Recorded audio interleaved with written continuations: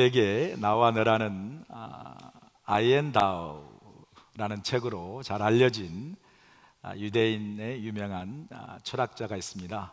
마틴 부버죠. 이 마틴 부버, 이 유명한 유대인 철학자가 책 한 권을 썼는데 그 제목이 참 흥미로워요. 그 책 제목 이름이 하나님의 일식, The Eclipse of God, 하나님의 일식이라는 책을 썼습니다. 일식은 아시죠? 지구와 태양 사이의 달이 일직선상에 놓이게 됨으로써 태양이 한순간 가려지는 현상을 우리가 일식 현상이라고 이야기하죠. 마틴 부부는 그의 책에서 우리가 살면서 이러한 하나님의 일식과 같은 하나님의 현상을 경험하게 된다라고 말합니다. 그 대표적인 예로 2차 대전에 일어났던 유대인 대학살 홀로코스트, 히틀러에 의해서 약 600만 명의 유대인이 학살되는 그런 홀로코스트를 경험하죠. 우리가 그런 도저히 상상할 수 없는 비극을 경험하면서 그러한 실제적인 희생을 당한 본인 혹은 가족 혹은 민족, 유대 민족뿐만 아니라 우리 모두에게도 어떻게 하나님이 계시면, 하나님이 존재하신다면 이러한 비극적인 일이 일어날 수 있을까? 하나님이 살아계신다면 어떻게 이렇게 하나님이 살아계시는 그 세계 속에서 이렇게 도저히 상상할 수 없는 그러한 비극이 일어날 수 있을까?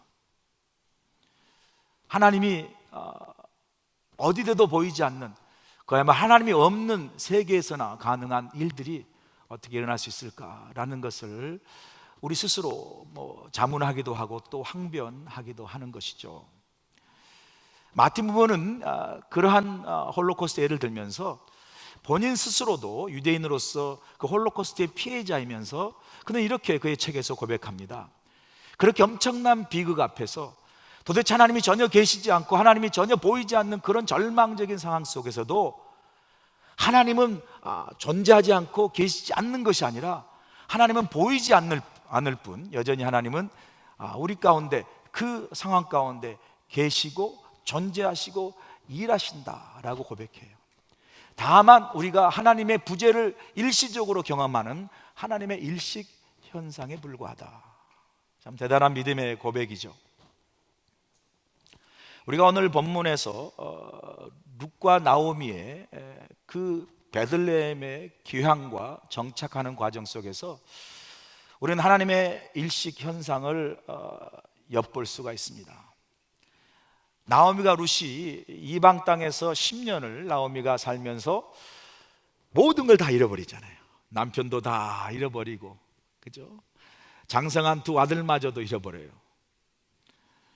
그리고 그 자신의 가문의 몰락, 가정의 몰락이 약속의 땅인 하나님의 그 약속의 땅을 떠나버린, 하나님께 불순종했던 믿음의 궤도의 이탈이라고 깨닫고 나서 결단을 하죠.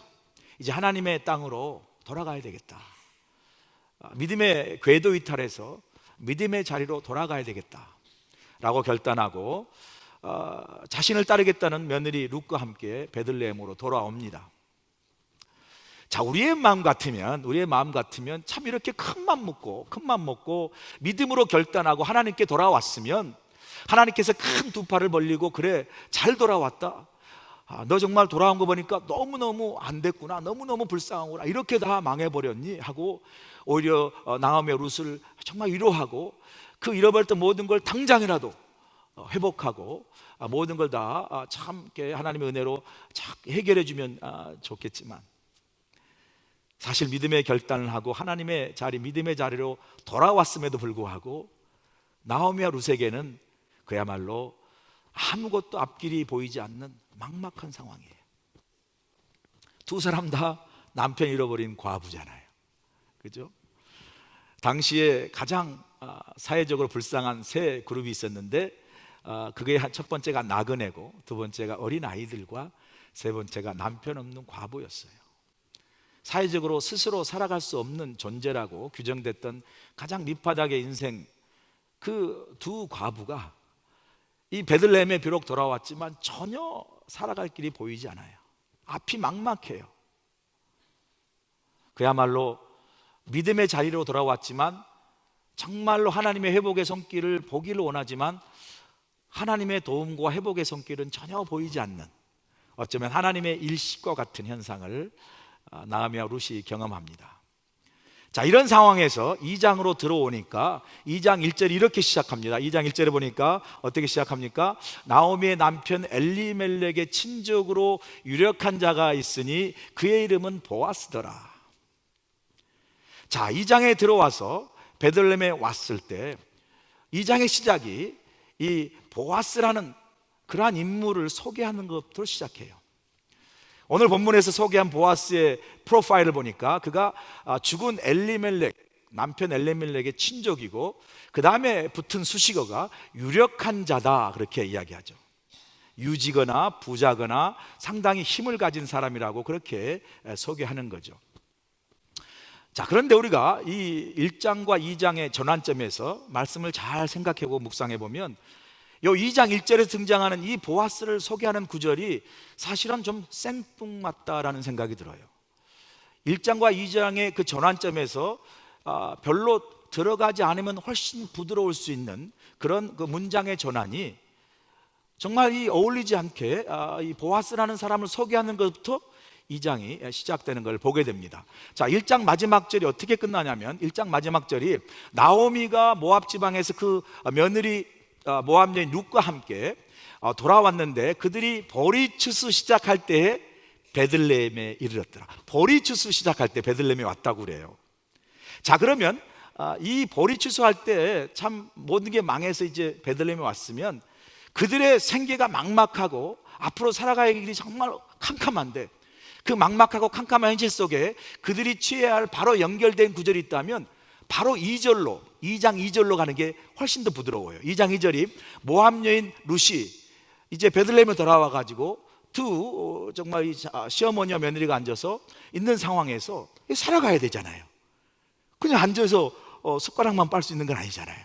그러니까 이제 룻이 나오면 시어머니에게 어머니, 내가 밭으로 가서 내가 누구에게 은혜를 입으면 그를 따라서 이삭을 죽겠나이다 하니, 그죠? 나오미가 그에게 이르되 내 따라 갈지어다. 이제 우리가 왔는데 먹고 살아야 할 길이 막막하지만 앉아서 굶어서 죽을 수는 없으니 내가 어머니 내가 나가서 어떻게든 은혜가 닿는 대로 기회가 닿는 대로 누군가의 밭에 가서 이삭을 주워오면 오늘 생계를 우리가 꾸려 나가죠. 그리고 이제 룻이 나가는 거죠. 사실 이 1장 마지막과 2장 2절 이렇게 연결된 게 훨씬 좋은데 이 2장 1절에 보아스라는 사람을 소개하는 것으로 시작한다. 뭐 그냥 살짝 지나가고 그냥 스쳐가면 될 일이지만 조금 멈춰 생각하면 왜 하나님께서 이 2장 1장과 2절의 전환점에서 보아스를 소개했을까? 이 구절의 저변에는 막막한 현실 속에 있어요. 나오미와 룻은 아무 앞에 그 살아갈 길이 보이지 않는데 여전히 캄캄해요. 여전히 막막해요. 그렇게 캄캄하고 막막한 그 상황 속에서 하나님은 그 룻과 나오미를 회복시키는 그런 도움과 예비하신 그리고 섭리하신 손길이 하나님이 이미 그들의 삶 속에 개입하고 계신다라는 것을 우리에게 가르쳐 주는 거예요. 지금 그 룻과 나오미는 보아스를 만나지도 않았어요. 아직 누구인지도 몰라요. 그럼에도 불구하고 그들의 삶은 여전히 캄캄합니다. 여전히 생계가 막막하고 어두운데 그 어둡고 막막한 상황 속에서 하나님은 하나도 보이지 않는 하나님의 일식 현상과도 같지만 그러나 하나님은 이미 그들을 위해서 보아스를 하나님께서 예비해 두셨다는 거예요. 이게 하나님의 섭리예요. 여러분, 하나님의 섭리는 뭐예요? 지금 보이지 않아요. 여전히 캄캄해요. 여전히 앞이 보이지 않아요. 그래서 하나님이 없는 것처럼 보이는 그런 일식의 현상 같아도 우리 눈에 보이지 않을 뿐 하나님은 여전히 저와 여러분 삶 속에서 이미 존재하시고 계시고 일하시고 계시는 줄로 믿습니다. 여러분, 이게 하나님의 섭리를 믿는 신앙이에요. 신앙. 우리의 삶 속에도 보면 이런 하나님의 일시 현상을 경험할 때가 있어요. 갑자기 예기치 않는 어려움을 경험하잖아요. 사업이 실패하고 가정이 어려움을 당하고 갑작스럽게 예기치 않는 병이 이제 찾아오고, 이런 어려움을 경험할 때 우리가 당연히 그 어려움 가운데 아파하고 고통스러워하죠. 그래서 하나님께 우리가 어떤 반응합니까? 기도합니다. 하나님, 내 너무 힘들고 아픕니다. 이 어려운 문제가 제게 있습니다. 이 문제가 빨리 하나님 속히 해결되기 원합니다. 간절히 기도하고 간절히 부르짖죠. 우리의 바람은 그 부르짖음과 기도를 들으시고 하나님께서 속히 찾아오셔서 응답하시고 역사하시는 그런 회복의 은혜, 치유의 은혜, 고침의 은혜를 받기를 원하는데, 우리의 아픔을 아랑곳하지 않은 듯 하나님은 침묵하실 때가 있어요. 이 침묵이 길어지고 하나님의 응답하심이 더딜 때 우리 마음속에 이 하나님의 일식 현상을 경험하고 우리 마음속에 하나님께 반문해, 하나님, 도대체 내 상황을 알기나 하시나요? 하나님, 제가 이렇게 아파하는 거 보이지 않으세요? 하나님, 언제쯤 제가 이렇게 긴 이 아픔과 이 고통과 이 고난의 긴 수렁에서 제가 언제쯤 하나님 벗어날 수 있겠습니까? 도대체 언제쯤 나는 이 수렁에서, 정말 이 문제 속에서, 이 어려움 속에서 제가 헤어날 수 있겠습니까? 그렇게 우리가 외칠 때가 있습니다. 오늘 본문에서 하나님은 그런 우리의 반문에, 질문에 참 놀랍게 우리에게 깨달음을 주세요. 하나님께서 그 캄캄한 상황 속에서 이미 보아스를 예비하신 그 보아스의 예비하심이, 우리가 깨달아야 될 것은 단순히 우리의 필요와 우리의 문제와 우리의 고통만을 해결하고 그것에서부터 벗어나는 그 차원에서만의 해결과 그 차원에서만의 도움을 하나님께서 우리를 향하여 준비하시는 게 아니에요. 여러분, 이 보아스를 준비하신다는 그 하나님의 섭리가, 이제 그들이 먹고 살기 힘들고 생기가 막막하니까 부자인 유력한 자 보아스를 통해서 그들의 그 어떤 생계를 해결해 줘야 되겠다라고 그들의 생계와 필요와 원함을 해결하는 차원의 그러한 도움의 섭리만이 이 속에 있는 게 아니에요. 사실은 보아스를 준비하는 그 하나님의 예비와 섭리 속에서는 우리가 생각하지도 못하고 우리가 깨닫지도 못하고 우리가 아직 알지도 못하고 놀라운 하나님의 크고 더 큰 차원의 크신 하나님의 계획과 섭리가 있어요. 당장은 보아스가 룻과 나오미의 생계를 책임져 주는 것 같지만, 그래서 하나님이 그렇게 어려운 가운데 하나님이 도우셨고 예비하셨구나라고 하나님의 섭리를 우리가 찬양할 수 있지만, 그 우리의 필요 원함을 차원을 그것을 해결해 주는 섭리를 뛰어넘어서, 여러분, 보아스를 통해서, 보아스를 준비하신 하나님의 섭리를 통해서 룻이 어찌 알았겠습니까? 나오미가 어찌 알았겠습니까? 그 보아스를 만나서 그 보아스와 함께하는 가정과 그 함께하는 그 삶 속에서 태어난 그 후손이 다윗의 계선으로 오던 메시아의 혈통을 이을 그러한 축복을 받을지 누가 알았겠습니까? 무슨 말이에요? 우리는 하나님께 도움을 구하고 기도할 때, 하나님, 이게 필요합니다, 하나님, 저게 필요합니다 라고 우리의 차원의 도움과 우리의 차원의 필요를 구할 때가 많아요. 그래서 우리는 그것을 채워주시고 필요를 해결해 주신 하나님의 그 손에만 머물 때가 많아요. 그래서 하나님 감사합니다, 응답해 준 거 감사합니다. 이것도 중요한 믿음이지만, 여러분, 우리의 믿음의 눈을 열어야 돼요. 우리 믿음의 지평을 높여야 됩니다. 하나님, 우리의 원함과 필요를 채우실 뿐만 아니라 하나님은 우리 인생과 우리를 향하여 더 큰 차원의 높고 더 큰 그림을 그리고 계신다는 것을 믿으실 간절히 축원합니다. 여러분 인생 속에, 삶 속에 여러분이 계획하고 여러분이 준비하는 그 계획과 그 준비한 그 길보다 훨씬 더 큰 하나님의 정말 예상치 못하고 깨닫지 못하는 더 높은 차원의 하나님의 섭리와 인도하심과 예비하신 걸 경험한 적 없으세요? 성경은요, 우리의 그 생각의 차원과 우리가 계획하는 길보다 하나님의 생각과 차원이 훨씬 큰 것을 이사야에서 이렇게 표현하고 있습니다. 이사야에서 보면 뭐라고 표현하시냐면 이렇게 표현합니다. 이사야 55장 8절에 보니까, 이는 내 생각이 너의 생각과 다르며 내 길은 너의 길과 다름이니라, 여호와의 말씀이니라. 그리고 9절에 말씀합니다. 이는 하늘이 땅보다 높음같이 내 길은 너의 길보다 높으며 내 생각은 너의 생각보다 높으니라. 할렐루야. 누구의 생각과 길이요? 하나님의 생각과 하나님의 길이 저와 여러분의 생각과 길보다 훨씬 더 높고 크세요. 믿으세요, 여러분? 우리 삶 속에 이런 경험들을 여러분이 살아오시면서 하나님의 더 차원 높은 그 섭리와 인도하심을 경험한 적 없으세요?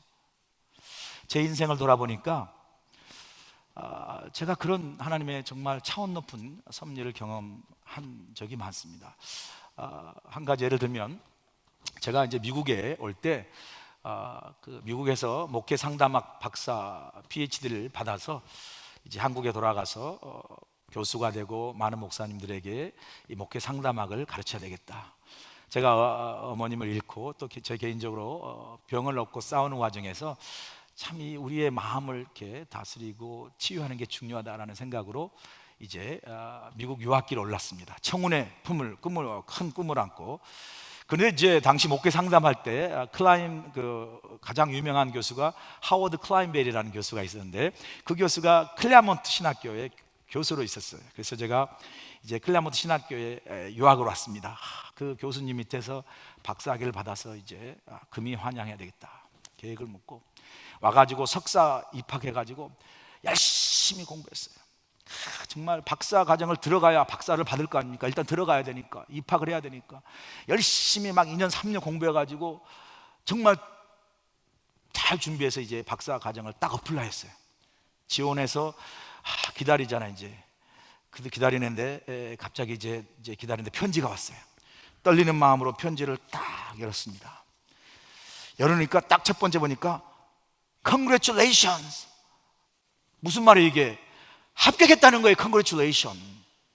받아본 적이 없어가지고 도대체 대화가 안 되네. 이 Congratulations 하면 이게 뭐예요? 합격했다는 거예요.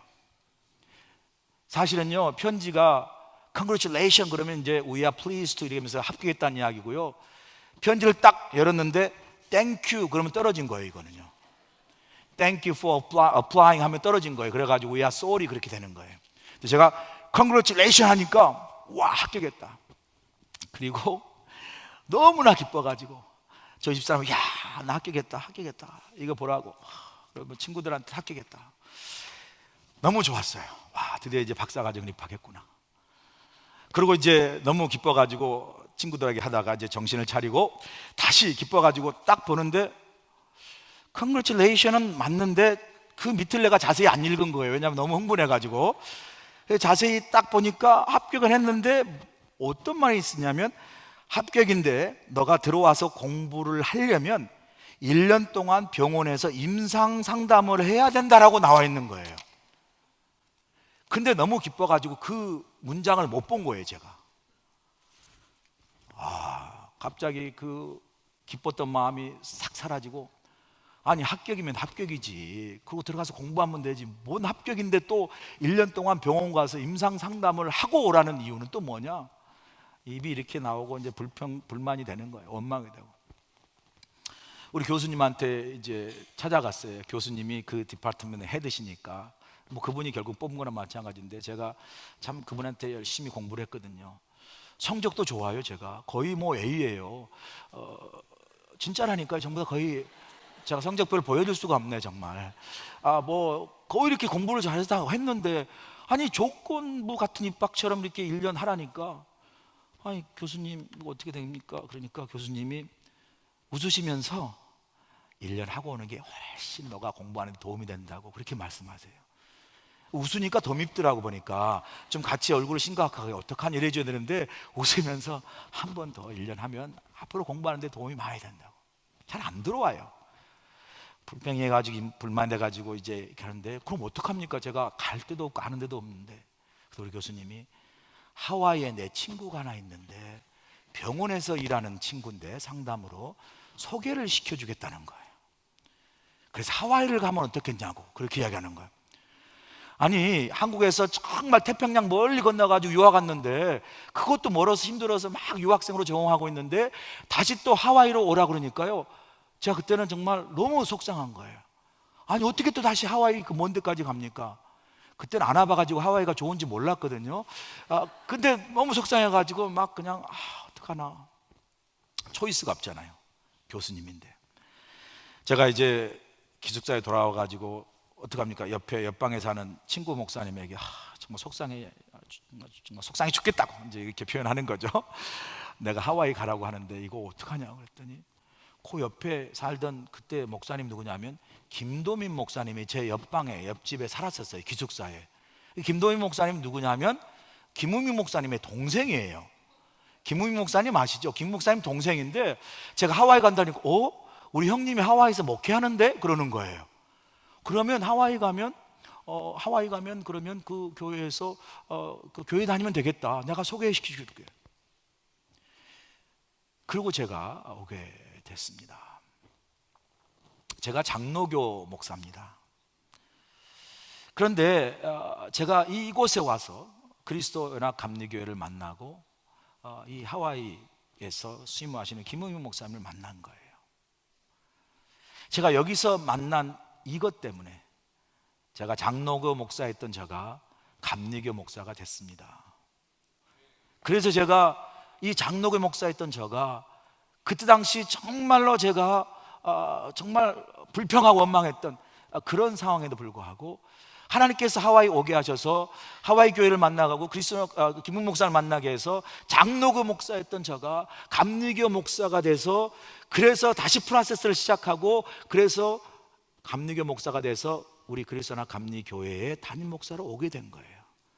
남의 일 아니라고 아멘도 안 해요. 정말 이거는 여러분 일 아니라고 그렇게 앉아 계시면 어떡합니까? 이거 제가 보지 못했어요. 깨닫지 못했어요. 저는 그게 불평이고 불만이고 제 계획과 제 뜻대로 되지 않는 일이었지만 하나님은 제 인생을 하여서 더 큰 계획과 더 큰 길을 그리고 인도하시고 계신 줄로 믿습니다. 그 섭리, 여러분 우리 인생에요, 때로는 우리가 원하는 대로 풀리지 않고 우리가 원하는 대로 흐트러지고 그래서 여러분 낙심되는 일 있으세요?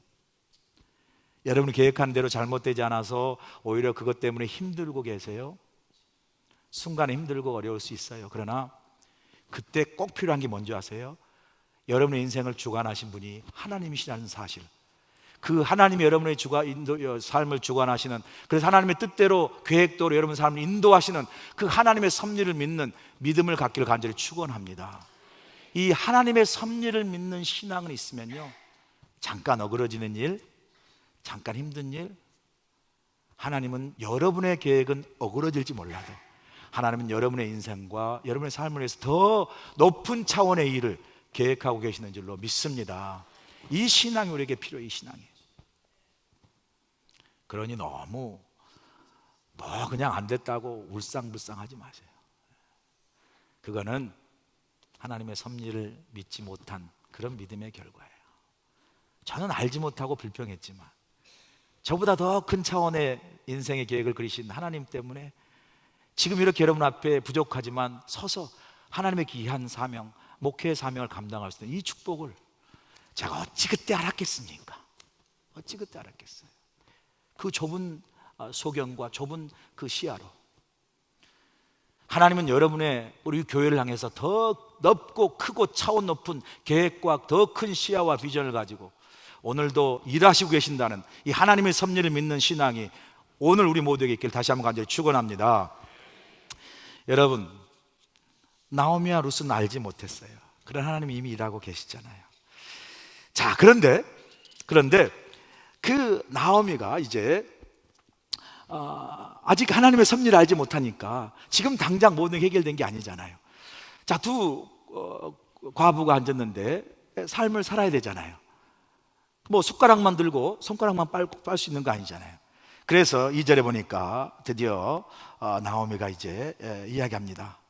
어머니, 내가 가서 은혜를 입으면 누구 밭에 가서라도 내가 식량을 이삭을 주어서 와서 먹겠습니다 라고 이제 일어나서 나갑니다. 이 룻을 보면 참 부지런해요. 보통 같으면 그 며느리 같으면 따라온 것 참 귀하죠. 따라온 것까지도 귀하잖아요. 그런데 어머니, 전나 여기 아무도 몰라요. 저는 완전히 여기 낯선 곳이니까요.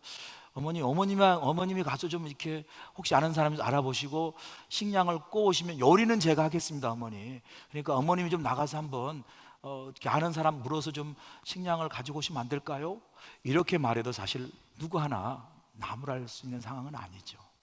근데 룻은요, 아주 낯설고 이방 땅임에도 불구하고 자신이 일어나는 귀한 그런 적극적이고 참 아름다운 마음의 성품을 가졌죠. 누구든지 밭에 나가서 이삭을 줍는다는 건 뭐냐면, 그건 하나님께서 레위기에 말씀하신 그 말씀 때문에 그래요. 레위기 19장 9절에 가면 하나님께서 이스라엘 백성에게 말해, 너희가 너희 땅에서 곡식을 거둘 때 너희 밥 모퉁이까지 다 거두지 말고 떨어진 이삭도 줍지 말라고 말씀하세요. 여러분, 우리가 지금 사회보장제도 복지 이야기하는데요, 복지와 사회보장은 이미 하나님께서 옛날부터 우리에게 허락하신 하나님의 법이에요. 추수를 거둘 때 욕심껏 그냥 모퉁이까지 싹싹 빼고 그냥 떨어진 이삭까지 팍팍 긁어가지고 다 채우고 챙기지 말고 모퉁이를 좀 남겨두고 이삭은 좀 놔두는, 그래서 힘들고 어렵고 부족한 사람 거둬서 살 수 있도록 하라고. 제가 이 말씀 묵상하면서요, 우리 믿는 사람이 좀 이런 여유가, 마음의 여유가 좀 있어야 되겠다.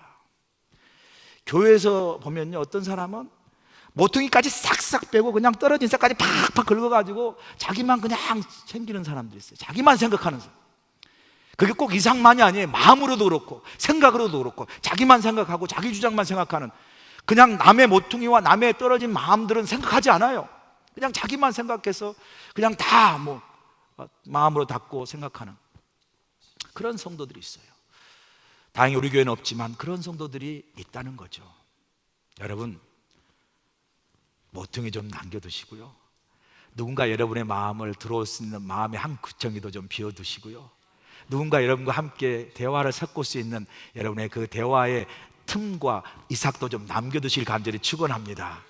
그냥 나는 완벽하고 그냥 내 코드만, 아니에요. 여러분, 누구든지 다 모퉁이와 이삭을 남겨두면 그 안에서 하나님이 함께 정말 서로 부족하고 다르지만 함께함으로 하나님의 공동체를 이뤄나가는 역사가 있는 줄로 믿습니다. 자, 그런 은혜로 가서 줍습니다. 자, 3절 4절 보니까 이제 가서 나가서 이삭을 주는데 3절 이렇게 말해요. 룻이 가서는 베는 자를 따라 밭에서 이삭을 줍는데 우연히 엘리멜렉의 친족 보아스에게 속한 밭에 이르렀더라. 4절 봅니다. 마침 보아스가 베들레헴에서부터 와서는 베는 자에게 이르되 여호와께서 너희와 함께 하시기를 원하노라 하니 그들이 대답하고 여호와께서 당신에게 복 주시기를 원하나이다 말씀하세요. 자, 3절 4절에서 가장 중요한 두 개의 단어가 나와요. 그게 하나가 뭐냐면 우연히. 글쎄, 룻이 나가서 누구든지 내가 아무 밭에나 가면 그 밭의 주인이 허락하면 거기서 이삭을 주어서 어머니하고 나하고 밥을 먹어야지 라고 그저 그냥 아무 생각 없이 나갔어요. 막막하게 나갔어요. 근데 나가서 누구 밭에 가서 이삭을 줍게 되었는데 그 밭이 우연히 누구 밭이라고요? 보아스의 밭이라고요. 그 다음에 4절에 어떻게 시작하면 마침 또 그때 누가 왔어요? 보아스가 딱 그 밭에 와가지고 보니까 웬 아낙네가 이삭을 주어서 그 아낙네가 누구냐고 물었더니 그래서 누구를 봐요? 룻을 보게 되는 거예요. 여러분, 이게 과연 우연이고 이게 과연 어쩌다 마주친 그대의 눈길입니까? 이게? 아니에요. 이게 우연처럼 그냥 우연히 만난 그대, 어쩌다 마주친 그대가 아니라 이 우연과 마침처럼 어쩌다처럼 보이지만 이 안에는요 하나님의 세심하고 세밀한 하나님의 섭리의 손길이 있는 줄로 믿습니다. 이게 어찌 우연이고 어쩌다 마주친 마침이겠어요? 아니에요. 제가 성전 건축을 하면서 이런 경험을 했습니다. 지난번 성전 건축을 하는데 성전 건축하러 이제 교회를 갔잖아요. 교회가 성전 건축하는 와중에서 조금 어려움이 있었어요. 그 와중에 이제 성전을 건축하자는 계획이 다 무너지고 성전 건축 위원들이 다 무너지고 또 많은 위원장뿐만 아니라 많은 위원들이 교회를 떠나버렸어요. 그러니까 성전 건축하자는 성전 건축 때문에 오히려 교회가 더 어려운 상황이 된 거죠. 그때 이제 제가 교회에 부임을 하고 함께 사역하는 가운데 하나님께서 제게 여러분 말씀드린 것처럼 성전을 다시 건축하라는 그런 제 마음의 음성을 주셔서 이게 하나님의 뜻인가 보다. 그리고 이제 순종하는 마음으로 성전 건축을 시작하기로 마음먹고 성전 건축위원회를 만들고 위원장을 세워서 이제 성전 건축을 시작하려고 여러 필요한 상황들을 이제 체크해 나가는데, 제일로 첫 번째 가장 중요한 관건은 뭐냐면, 그동안에 우리가 성전 건축을 하기 위해서 그렸던 이 설계 도면이 그리고 성전 건축했던 그 허가 도면이 여전히 유효할 때 성전을 계속 지을 수가 있죠. 우리 성전 건축위원장이 그동안에 먼지만 가득 쌓이고 뭐 교회가 어려운 가운데 다투는 가운데 전혀 손을 놔버렸던 성전 건축 도면과 허가 도면을 가지고 부랴부랴 카운티에 있는 건축 그 사무실로 간 거죠.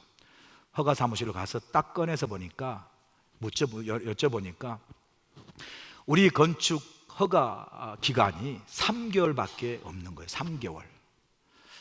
3개월 동안에 한 2년 가까이 교회가 건축을 손을 놨기 때문에 그 2년 사이에 교회에 건축하는 모든 건축 규정들이 바뀌었어요. 그러면 이전에 있는 설계 도면이 별로 소용이 없습니다. 새로 바뀌는 규정에 의해서 다시 그려서 그 그린 것을 다시 집어넣고 허가를 받고 다시 그거를 가지고 공사를 해야만이 되는데, 그렇게 다시 그리고 집어넣으면 그 사람들이 다시 또 빨간 걸로 하면 다시 받아서 또 집어넣는 과정이 1년 걸려도 못해요. 1년 걸려도. 근데 이제 3개월 남았어요. 저한테 건축위원장님이 전화하는데 우시는 거예요. 목사님 어떻게 해요? 아니 왜 우시냐고. 목사님, 이제 우리 성전 건축은 다 틀렸습니다. 성전 건축 허가가 3개월밖에 남지 않았는데 이 3개월로는 아무것도 못합니다. 이제 어떡합니까? 그러고 막 우는 거예요. 정말 이 장로님이 울고 전화하는데 제 마음도 너무 마음이 아프고, 또 제가 성전 건축하자고 모든 걸 다 추진했는데 이게 갑자기 여기서 다 막히니까 제 스스로 너무 앞이 캄캄한 거예요. 이거 어떡하나, 도저히 길이 안 보이는데. 그런데 그 참 우는 그 순간에 우연히 마침 그 옆에서 피 흘러나는 사람이 한 사람이 듣고, 당신 왜 우십니까? 뭐 어떡합니까? 그 순간에 내 이만저만해서 건축을 도저히 할 수 없는 상황이 됐다. 그랬더니 그분이 명함 하나를 주고 나중에 전화 한번 주세요 그러더래요. 와가지고 그 명함도 잊어버리고 그냥 속이 상해가지고 새벽 기도도 울고 막 그러시더라고. 그런 와중에 대화하는 과정에 어떤 분이 만나가지고 그 명함을 줬다는 이야기를 들어서 그 명함을 제가 가지고 왔습니다. 그리고 제가 전화를 걸었어요. 그 사람이 피러라는 사람이에요. 마침 우연히 그 울고 있던 그 자리에 있었던 분인데, 그분이 누구냐면 알고 보니까 바로 그 건축 허가 그 디파트먼트 소장으로 몇 달 전에 은퇴하신 분이에요. 은퇴하신 분. 놀라지 않는 은사가 아직도 있는. 이거 놀라운 은사인데, 그 소장이 그 건축, 우리가 지금 들어가서 1년 안에도 끝날 수 없는 그 디파트먼트의 헤드, 보스가 몇 달 전에 은퇴하신 분이에요. 그러니 그 안에 있는 사람이 전부 다 여전히 다 부하들이잖아요. 자기 밑에서 일하시는 분들이잖아요. 갖고 오라고. 그래가지고요, 그분이 우리가 고쳐야 할 도면을 그 위원들한테 보여주면서 어떻게 이게 고쳐서 오면 될까라고 그분들이 먼저 가이드를 다 해줬어요. 그리고 나서 이걸 고쳐가지고 바로 넣었더니 한 달 만에 재건축허가가 난 줄로 믿습니다. 영광의 박수 올립시다. 할렐루야. 우리 교회 아니라고 박수 서. 지금은 다른 교회지만 그 교회에서 역사하신 하나님이 지금 우리 교회 안에서도 역사하신 줄로 믿습니다. 얼마나 놀라운 하나님이에요. 마침 우연히 그곳에 있는 것 같지만 마침 우연이 아니라 그 순간에, 그 막막한 순간에 우리의 모든 것을 하나님의 뜻대로 이루어 가신 하나님의 섭리하심의 손길인 줄로 믿습니다. 참 놀라워요. 하나님의 섭리는. 이 하나님의 놀라운 섭리를 알고 믿으면요, 참 신앙에 신이 나요. 조금 무너지고 조금 잘못된 그것 때문에 그냥 우리 감정이 일희하고 일비하는 게 아니라, 무너지고 조금 틀어지고 조금 앞이 막막해도 하나님이 살아계시고 하나님 내 인생을 주관하시고 내 삶을 하나님의 선하신 방법대로 섭리하신다는 이 믿음 속에서 우리는 여전히 하나님을 신뢰하는 하나님의 사람으로 살아갈 수 있는 줄로 믿습니다. 자, 그런데 마지막으로 중요한 게 뭐냐면, 이 하나님의 섭리를 믿을 때 우리가 알아야 될 게 뭐냐면, 바로 하나님의 섭리란 그저 하나님이 하실 일을 어차피 하실 것이니까 우리는 가만히 앉아서 기다리면 된다가 아니에요. 하나님의 섭리는 중요한 건 우리의 성실함과 우리의 최선함이 함께 만날 때 하나님의 섭리가 온전히 우리 가운데 역사하는 줄로 믿습니다. 룻을 보세요. 2절에 봐도 그저 앉아있지 않고 어머니 내가 나가서라도 어떻게 양식을 구해보겠습니다라고 나갑니다. 그 나가는 부지런 속에, 그 나가는 적극성 속에, 그 나가는 열심과 최선 속에 하나님께 섭리가 보아스 밭에 이르게 하시고 보아스라는 사람을 만나게 하세요. 만약에 집에 앉아가지고 이거 어떡합니까? 라고 울고만 있었으면 하나님이 섭리하는 손길 속에서도 역사가 일어나지 못했을 거 아니에요. 그 적극적인 그 열심과 최선 속에 보아스 밭과 보아스를 만나는 섭리를 이루는데 보세요. 룻이 얼마나 최선을 다해서 성실함으로 그가 나가는 것을 7절을 보게 돼요. 7절에 보니까 뭐라고 얘기합니까? 7절에 이렇게 이야기합니다. 7절 봅니다. 그의 말이 나로 베는 자를 따라 단 사이에서 이삭을 줍게 하옵소서 하였고 아침부터 와서는 잠시 집에서 쉰 후에 지금까지 계속해서 일하고 있습니다. 7절은요 얼마나 룻이 최선을 다해서 일하고 있는가를 보여주는 거예요. 아침부터 나와가지고 잠깐 쉬고 최선을 다해서 일했대요. 이 성실함이 하나님의 섭리를 온전케 하는 귀한 통로가 됩니다. 여러분 요셉 잘 아시죠?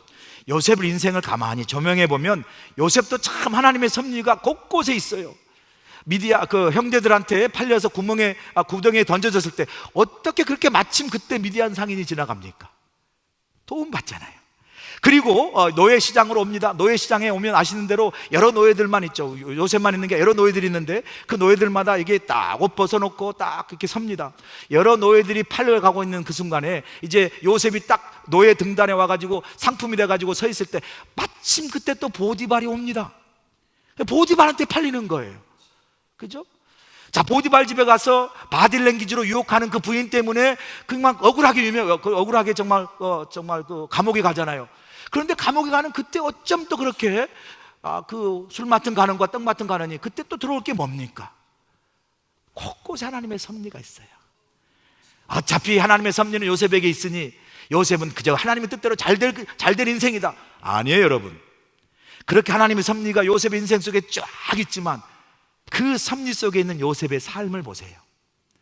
요셉은요 그 하나님의 펼쳐진 섭리를 보지 못했어요. 보지 못함에도 불구하고 그가 하나님을 믿고 그 보지 못하는 어려운 상황 속에서 최선으로 성실하게 살아가는 모습을 봅니다. 보디발 주인 집에 가서요 노예인데 노예처럼 일하지 않는 거예요. 노예는 어떤 줄 아세요? 노예가 누구예요? 노예는 시키는 대로만 일하고요 노예는 주어진 일만 해요. 그게 노예입니다. 근데 보니까 자신의 어떤 그 노예임에도 불구하고 열심히 일해요. 성실하게 일합니다. 눈에 띄잖아요. 노예가 눈에 띌 수 있는 것은 딱 한 가지밖에 없어요. 성실함이에요. 성실함. 감옥에 가서도 성실하게 일합니다. 그리고는 관수장에 눈에 들어 감옥 일을 맡는 사람이 되는 거예요. 여러분 기억하세요. 하나님의 섭리와 우리의 최선과 성실함이 만날 때 하나님의 역사가 우리 가운데 임하는 줄로 믿습니다. 여러분 우리의 삶, 여러분의 사역, 여러분의 신앙 보세요.